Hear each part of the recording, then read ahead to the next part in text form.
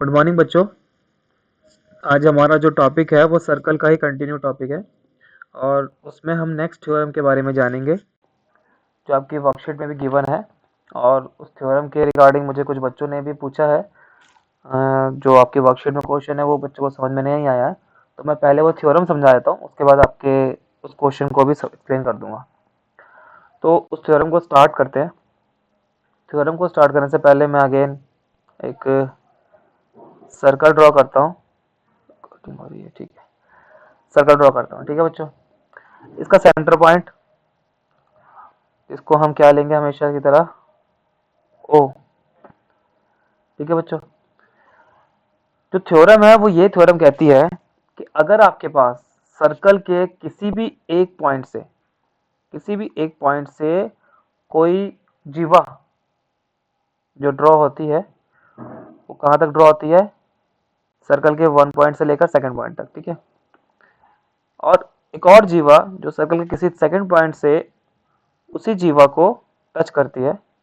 ठीक है, अगर उसी सेम पॉइंट से, जिस पॉइंट से सर्कल का जीवा हमने ड्रॉ करा है, सेम पॉइंट से अगर एक लाइन सेंटर को भी टच करे और सेम जीवा वाली पॉइंट को ही हम देखें और वो भी सर्कल के सेंटर को ही टच करे। ठीक है, तो यहाँ हम देखेंगे कि सर्कल में एक ऐसा कॉमन पॉइंट है जिसका मैं नेम दे रहा हूँ ए, बी एंड सी। यहाँ हम देखेंगे कि सर्कल के किसी एक कॉमन पॉइंट से, एक सेम पॉइंट से एक लाइन ड्रॉ हुई है जिसने सर्कल के केंद्र बिंदु सेंटर को भी ज्वाइन करा है, और उसी सेम पॉइंट से एक लाइन जो ड्रॉ हुई है वो सर्कल के किसी भी एक लाइन पर ड्रॉ हो रही है, पॉइंट पर।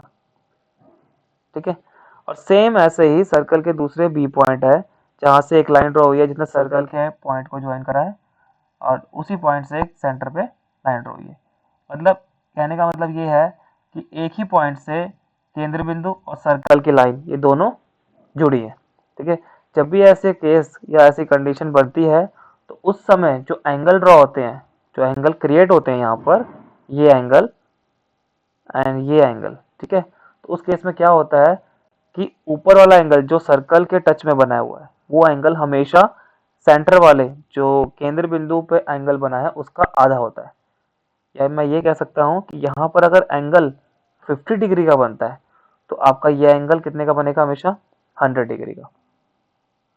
ठीक है, या अगर मैं कह दूं कि ये वाला एंगल 200 का है तो आपका ऊपर वाला एंगल अपने आप ही इसका आधा हो जाएगा।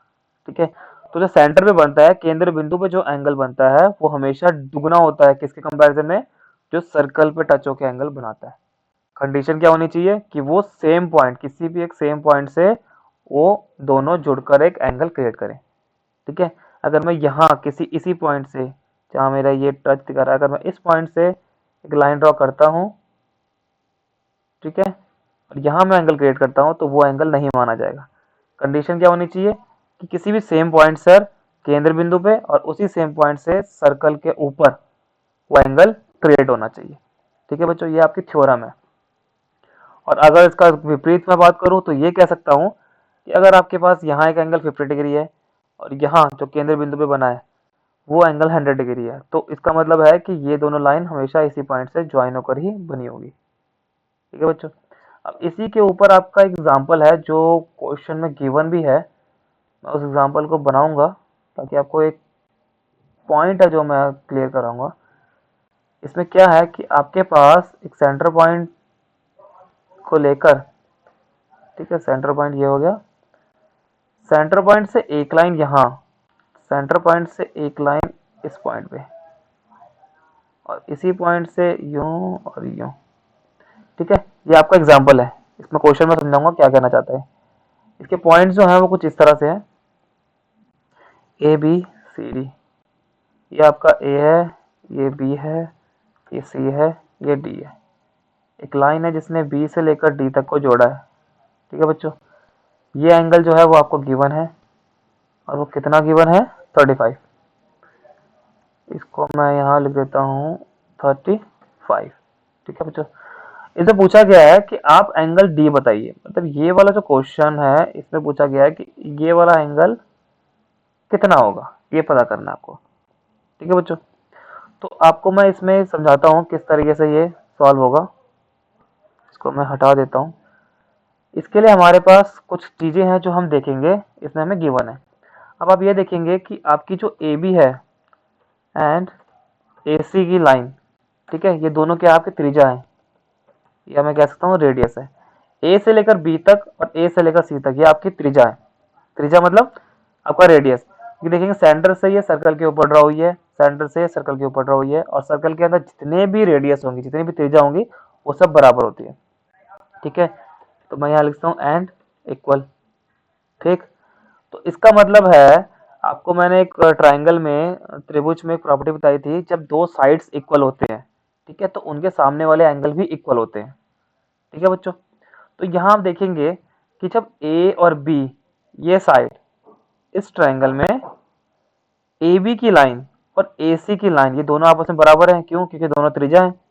तो त्रिज्या होने के कारण इनके सामने वाले एंगल भी इक्वल होंगे। और इसके विपरीत मैंने ये भी बताया था कि जब दोनों एंगल इक्वल होंगे तो सामने वाली साइड्स भी इक्वल होंगी। तो इस केस में हम ये कह सकते हैं कि जब साइड्स इक्वल हैं तो एंगल भी आपस में इक्वल होंगे। इसका मतलब है कि ए बी की सामने वाले एंगल ये भी कितनी होगी? 35 होगी।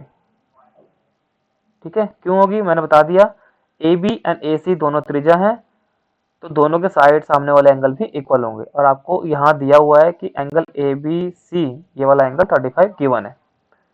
ठीक है बच्चों, तो सामने वाला एंगल भी 35 हो गया। ठीक है, अब आपको यह पता है कि किसी भी ट्रायंगल में sum of all angles in a triangle is 180 degree. ठीक है, तो मतलब एक ट्रायंगल के अंदर जब तीनों एंगल होते हैं उनका सम कितना होता है? 180 डिग्री होता है। ठीक है, तो इसका मतलब ये हो गया कि हम यहाँ देखेंगे कि एंगल ए,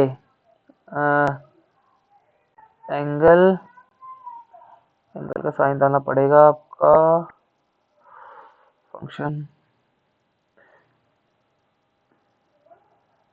यहाँ मैं ये कह सकता हूँ कि एंगल कहाँ है,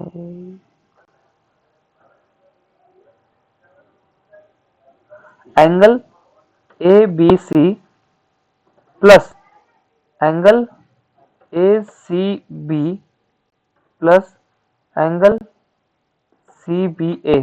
ठीक है, इन तीनों का सम कितना होगा? 180 degree. Angle a c b, ठीक है, angle a c b, b A c and c b a, इस ट्रायंगल की मैं अगर बात कर रहा हूँ तो आपका तीनों का सम कितना होगा? 180 डिग्री होगा। तो यहाँ आप देखेंगे एक आपका 35 है प्लस 35 प्लस आप ले लेंगे ए बी ए सी, नहीं, plus B A C equal to 180 degree. ठीक है, यहाँ आप सॉल्व करेंगे तो ये आपका 35 प्लस 35 70, और 70 जब उस साइड जाएगा तो माइनस होगा, तो आपका बन जाएगा B A C equal to 1110। इसका मतलब है कि आपका ये एंगल जो निकला वो कितना निकला? 1110। ठीक है, आपको 1110 निकल गया। इसके बाद आप देखेंगे तो इसके अंदर आप देखेंगे कि सर्कल का ये वाला पार्ट 110 है। ठीक है, जो कंप्लीट सर्कल होता है वो होता है 360 डिग्री का। ठीक है, तो अगर आपके पास ये 110 है तो आप 360 में से जब 110 माइनस करेंगे तो आपका ये एंगल आ जाएगा। ठीक है, तो यहाँ मैं ये कर सकता हूँ, इसमें मैं लिख देता हूँ, या मैं नेक्स्ट लिख देता हूँ कि 360 में से जब मैं माइनस करूँगा 1110 तो आपको क्या मिलेगा? एंगल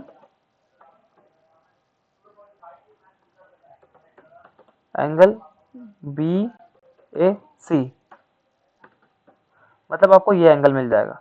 ये आपका 110 है, और एक कंप्लीट सर्कल, जैसे मैंने आपको एक बार बताया होगा कि जब ये काटा होता है, ये जो कंप्लीट होता है,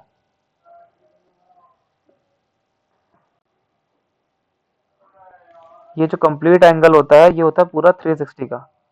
ठीक है, तो इसका मतलब है अगर आपके पास ये एंगल गिवन है तो आप 360 में से माइनस करके ये एंगल निकाल सकते हैं। ठीक है, तो मैंने यही करा, ये एंगल हमें गिवन था 110, 360 में से माइनस करेंगे तो आपका ये एंगल आ जाएगा, और वो कितना आ जाएगा आपका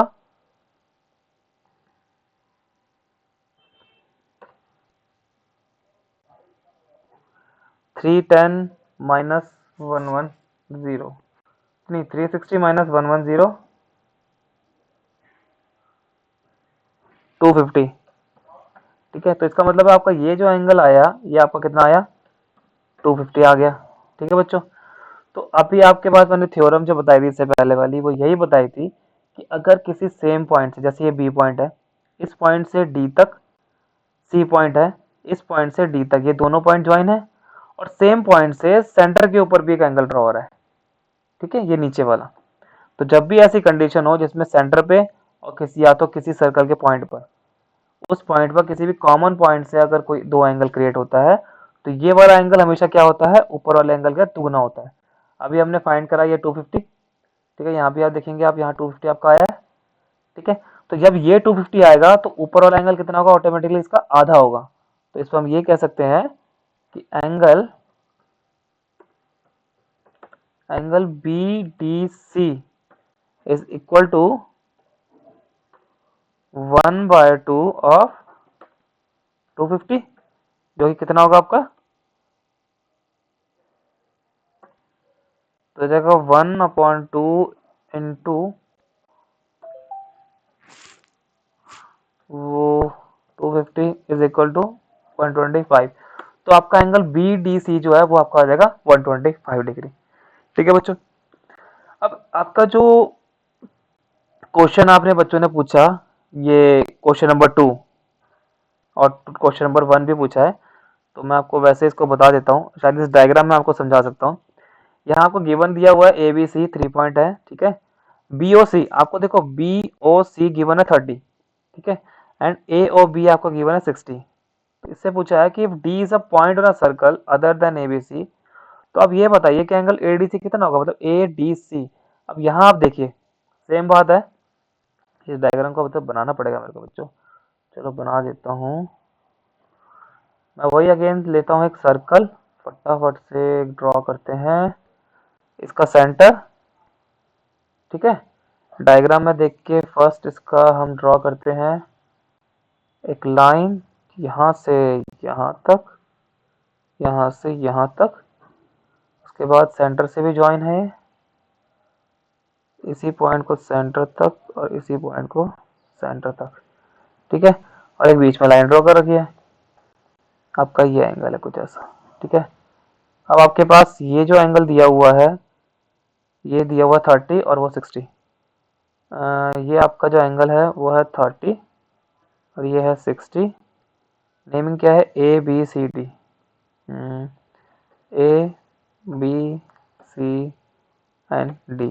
ठीक है, ये आपका हो गया ओ। तो देखो बच्चों, ये सिंपल सा रूल है, कोई इसमें वो क्वेश्चन में कोई दिक्कत नहीं थी, वैसे होने नहीं चाहिए थी।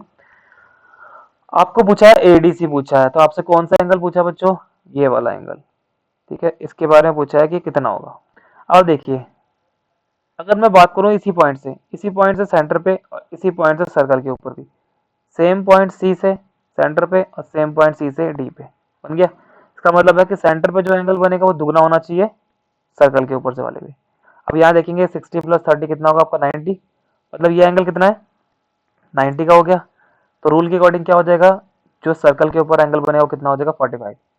तो ये आपका एंगल कितना हो जाएगा ऑटोमेटिकली 45। ठीक है बच्चों, तो ये था आपका क्वेश्चन नंबर फर्स्ट का। ठीक है, अब आपको मैं बता दूं क्वेश्चन नंबर 2। क्वेश्चन नंबर 2 फटाफट आते हैं, नहीं तो वीडियो लंबी हो जाएगी।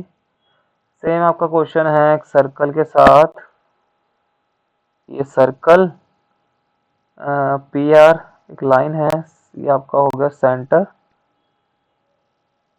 ठीक है, उसके बाद ये आपकी एक लाइन है पी से लेकर आर। ये आपका क्वेश्चन नंबर, ये आपका एग्जांपल का सेम ही पार्ट है, बिल्कुल सेम सेम सा बनेगा। ठीक है, और ऊपर तक एक लाइन जोन करके ये आपका हो गया डायग्राम। और पी क्यू आर ओ ये आपका हो गया पी क्यू आर एंड ओ। ठीक है बच्चों, इसमें आपको गिवन है पी क्यू आर कितना 100, आपका पी क्यू आर जो है ये वाला एंगल ये आपका है 100 डिग्री का, ठीक है, 100 का आपका। तो आपसे ये पूछा है कि ये बताइए find angle O P R, O P R आपसे ये वाला एंगल पूछा है, ओ पी आर, ठीक है, ये पूछा है। तो सेम बच्चों जो आपका एग्जाम्पल मैंने अभी समझाया, ये क्वेश्चन बिल्कुल वैसे ही है। देखिए P एक पॉइंट है जहां से सेंटर के ऊपर भी, और P एक पॉइंट है जहां पर सर्कल के ऊपर भी एंगल ड्रॉ है। R एक पॉइंट है जहां से सेंटर के ऊपर भी, और R एक पॉइंट है जहां से Q के ऊपर भी एक एंगल ड्रॉ हो रहा है। तो इसका मतलब है कि यहाँ जो एंगल बनेगा वो आधा होगा इसकी कंपैरिजन में। तो ऑटोमेटिकली ये अगर 100 है तो आपका ये वाला एंगल कितने का बन जाएगा, सॉरी आपका ये एंगल बन जाएगा, थोड़ा सा ये वाला एंगल, ये एंगल आपका कितने का बन जाएगा, ऑटोमेटिकली 200, क्योंकि मैंने बताया कि सेंटर पर जो एंगल होता है वो सर्कल पे जो एंगल बनता है उससे दुगना होता है, ये 200 हो गया। और अभी आपको बताया था कि कंप्लीट जो होता है वो होता है 360। तो इसका मतलब है ये अंडर 200 है, तो बाकी का एंगल कितना बच गया, 360 में से हम 200 माइनस कर देंगे, 360 में से माइनस करेंगे 200, तो आपका कितना आ जाएगा, 160। तो इसका मतलब है कि ये जो एंगल आपका बनेगा ये आपका बनेगा 160 का, ठीक। और इसके बाद आपको ये पता है, अभी आपको मैंने पिछले एग्जांपल में बताया था कि O से लेकर P तक ये आपकी त्रिज्या है सेंटर से सर्कल के ऊपर, और O से लेकर R तक ये भी आपकी त्रिज्या है। त्रिज्या त्रिज्या दोनों बराबर होती हैं, तो इसका मतलब है सामने वाले एंगल भी बराबर होंगे। तो इसका मतलब है कि आपके पास इसमें दो एंगल हैं जो बराबर हो जाएंगे। कौन कौन से एंगल, ओ पी आर ये वाला एंड ओ आर पी ये वाला एंगल, दोनों बराबर होंगे। अगर मैं इसको मान लो x कह दूं, इसको भी मैं x कह दूं, दोनों x से जाएंगे, तो इसका मतलब है कि सर्कल में आपके पास x plus x angle plus 160 is equal to 180 degree, ठीक है। तो अब यहाँ कह सकते हैं 2x प्लस 160 इक्वल टू 180, ठीक है, 2x हो जाएगा ना।